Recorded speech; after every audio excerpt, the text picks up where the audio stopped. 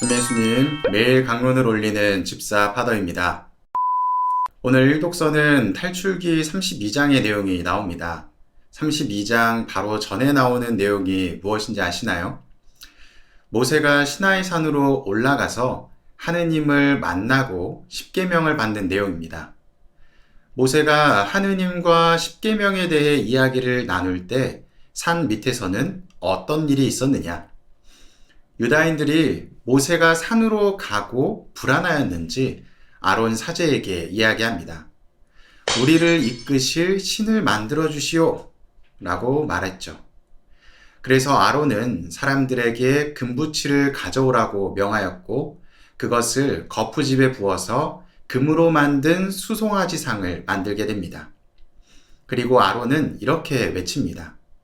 이분이 너를 이집트 땅에서 데리고 올라오신 너의 신이시다.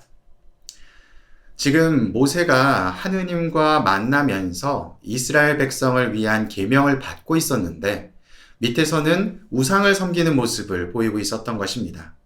심지어 제단을 쌓고 축제를 벌입니다. 이튿날 그들은 일어나서 번제물을 올리고 친교 제물도 바치면서 먹고 마시고 일어나 흥청거리며 놀았다고 전하고 있습니다. 이 모습을 아셨던 하느님께서는 모세에게 어서 내려가라고 하시면서 그들에게 벌을 주시겠다고 합니다. 이후 모세가 하느님께 간청하여 그 재앙은 거두게 됩니다. 그리고 황급히 내려오던 모세에게 여호수아가 이야기합니다. 승리의 노랫소리인지 패전의 노랫소리인지 노랫소리가 들립니다. 모세는 전쟁 때문에 일어나는 노랫소리가 아니라 그냥 노래 부르는 소리라고 이야기하면서 춤추고 노래하며 숫송아지를 만들어 놓은 모습을 보며 분노하게 됩니다. 그리고 하느님께 받은 두 증언판을 던져버리고 깨트리게 됩니다. 여기서 우리가 기억해야 되는 부분은 두 가지입니다. 인간의 나약함과 두 증언판은 하느님께서 만들어주신 것이라는 것입니다.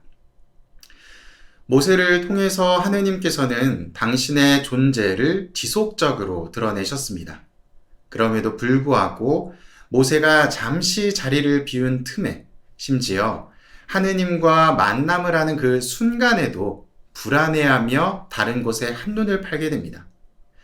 이것이 우리가 지닌 인간의 나약함이며 우리 신앙에서 힘들어하는 부분입니다.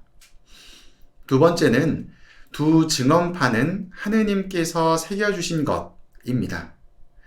유다인들이 믿고 따르는 가장 커다란 부분은 성경과 율법이었습니다. 성경은 하느님의 말씀을 다룬 내용이었고 율법은 그 원전인 십계명의 해석이었습니다.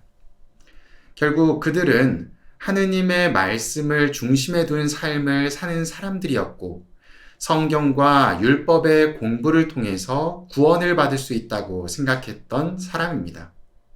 왜냐하면 그 속에 하느님이 계시다고 믿었기 때문입니다. 그런데 그들은 오늘 복음에서 앞뒤가 맞지 않는 이야기를 합니다. 예수님께서 유다인들에게 이야기하십니다. 내가 나 자신을 위하여 증언하면 내 증언은 유효하지 못하다. 이 말은 말 그대로 내가 나 스스로를 증언하는 것은 있을 수 없다는 표현입니다.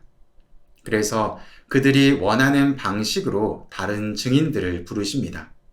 첫 번째는 세례자 요한이고 두 번째는 예수님이 하신 일 자체, 세 번째는 보이지 않는 하느님의 말씀인 성경입니다. 첫 번째에 해당되는 세례자 요한의 등불이라는 표현을 통해서 다가올 빛 자체이신 그리스도를 드러내고 있습니다.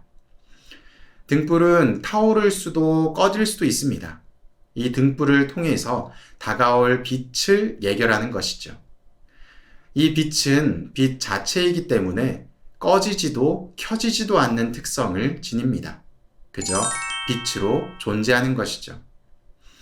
두 번째인 예수님이 하신 일 자체는 그리스도께서 하느님의 일을 하고 있다는 것입니다.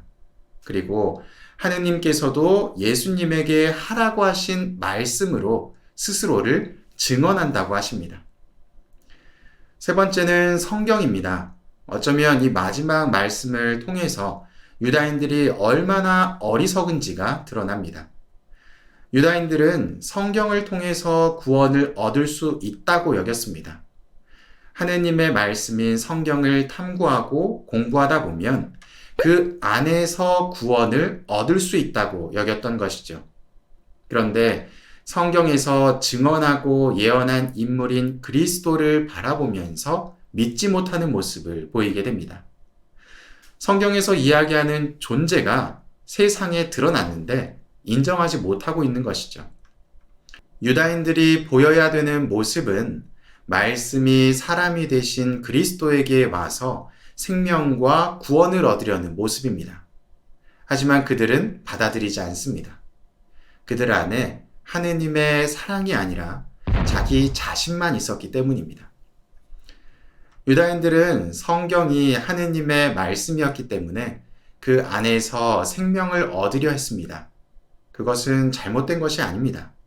하지만 너무나 맹신하여 말씀이 사람이 되신 그리스도를 알아보지 못하는 실수를 하게 됩니다. 우리도 우리의 맹목적인 신념으로 인해서 삶 안에서 다가오시는 그리스도를 알아보지 못하고 있는 것은 아닐지 생각해 봅시다. 그리스도의 사랑은 멀리 있지 않습니다. 이미 우리 가운데 있으며 우리 눈앞에 놓여 있을지도 모릅니다. 사랑합니다.